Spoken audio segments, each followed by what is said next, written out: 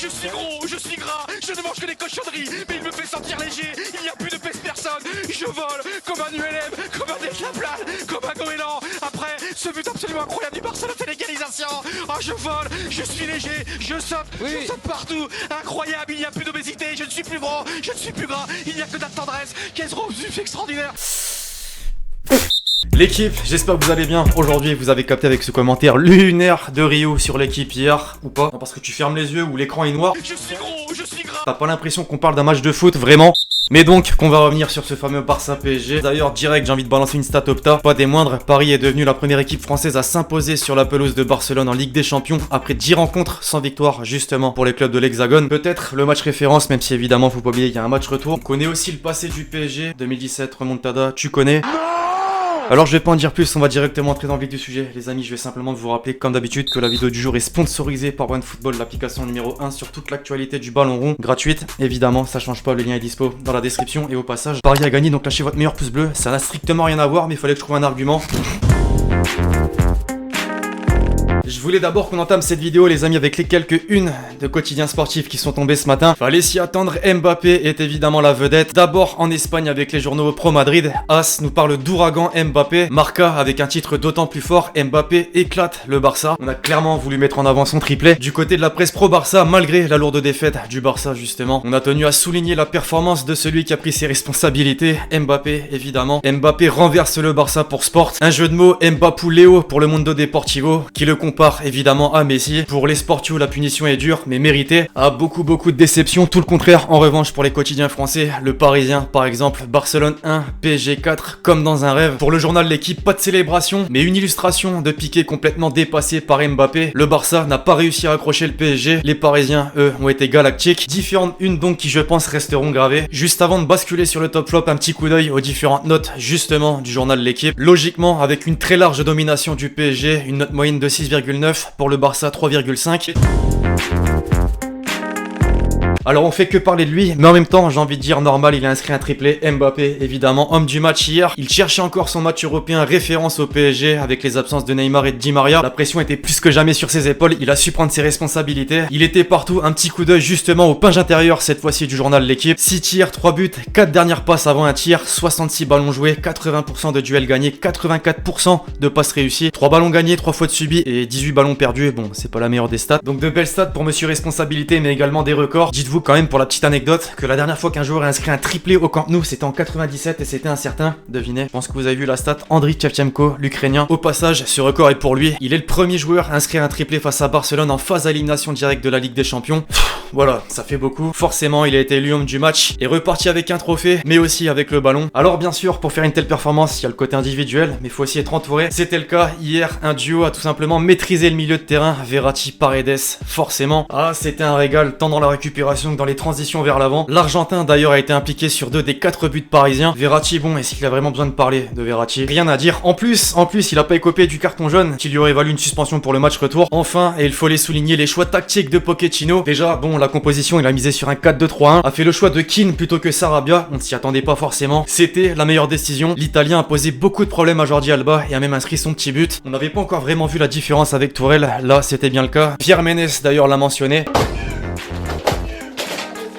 Côté flop maintenant, c'était difficile de mettre un Parisien, évidemment, uniquement des joueurs du Barça avec d'abord Pedri. La connexion avec Messi montrait de belles choses ces dernières semaines, on s'attendait vraiment à le voir poser des problèmes à la défense parisienne, c'était pas le cas, il a perdu énormément de ballons, certains même très dangereux, il s'est montré discret et a pas été aussi influent que d'habitude. Ensuite, Serginho Dest, il avait fort à faire en face d'un Mbappé on fire. Durant les 10 premières minutes, allez, il a su le bloquer, la suite on la connaît. Enfin, toujours en défense, la charnière centrale, on s'attendait à voir Umtiti l'anglais, finalement Piqué a été aligné par Coman, mais Piqué n'était certainement pas à 100%. Les deux finalement sont fautifs sur certains buts parisiens. Globalement, c'est toute l'équipe du Barça qui a été décevante. Alors cette équipe du Barça, les amis, hier on est d'accord, a montré beaucoup de fébrilité. On a pu le voir à de nombreux moments et je voulais qu'on revienne en particulier sur un fait du match qui illustre parfaitement cette détresse. Cet échange entre Piqué qui râlait du positionnement de ses coéquipiers et Griezmann. Bon voilà, je pense qu'on a tous vu, entendu plutôt, il n'y a pas besoin d'avoir fait LV2 espagnol ou parler espagnol directement pour avoir compris ce qui s'est dit. Je pense qu'on est tous d'accord pour dire qu'hier il y avait un vrai écart de niveau entre les deux équipes. C'est ce qu'a souligné d'ailleurs Grizzly après la rencontre. Ils ont été supérieurs, nous avons eu des occasions mais nous n'avons pas joué notre meilleur match et ses adversaires demandent un match parfait. C'est pas l'image que nous voulons donner, nous irons à Paris pour gagner. Bon, une remontada quand même pas.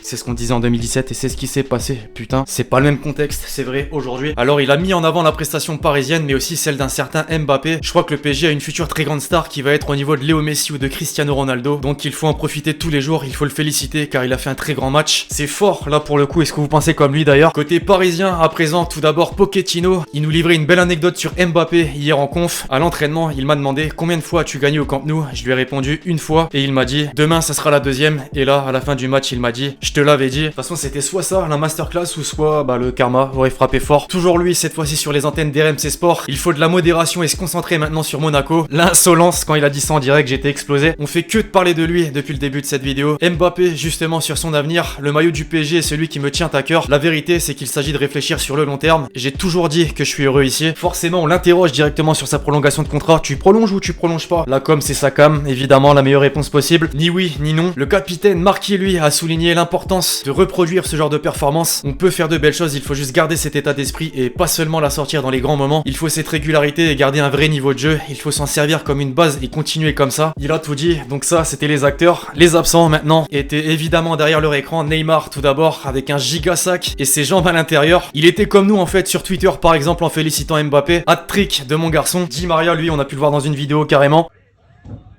Oh, vamos. À mon avis, les morveux dormaient. Alors match à huis clos, hier évidemment, règles sanitaires oblige, mais des stars étaient présents comme Khabib, le combattant MMA évidemment. À la base des bases, c'est un supporter du Real, là il était évidemment derrière le PSG. Comme DJ Snake, lui aussi présent au Camp Nou.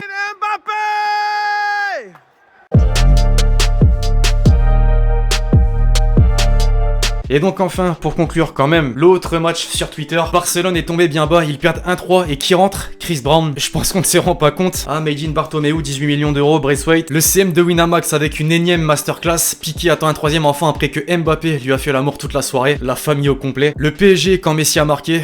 La carte du diable. Ah, on pouvait pas passer à côté d'un clin d'œil du dernier duel entre Messi et Mbappé. C'est très fort, mais bon, j'ai quand même une petite préférence pour ces tweets où on invente directement une déclaration. Par exemple, Mbappé, on m'a fait croire que j'allais jouer un match de Ligue des Champions contre Barcelone ce soir, mais j'ai vite reconnu le City de Bondy. On me l'a fait pas à moi. Pareil ici avec le jeu de mots en supplément. Aujourd'hui j'ai fait du FC Barcelone ma petite catin.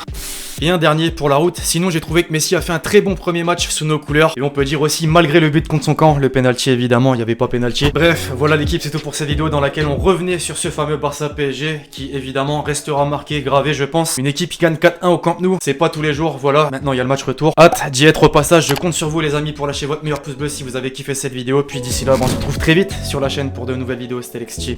Ciao ciao.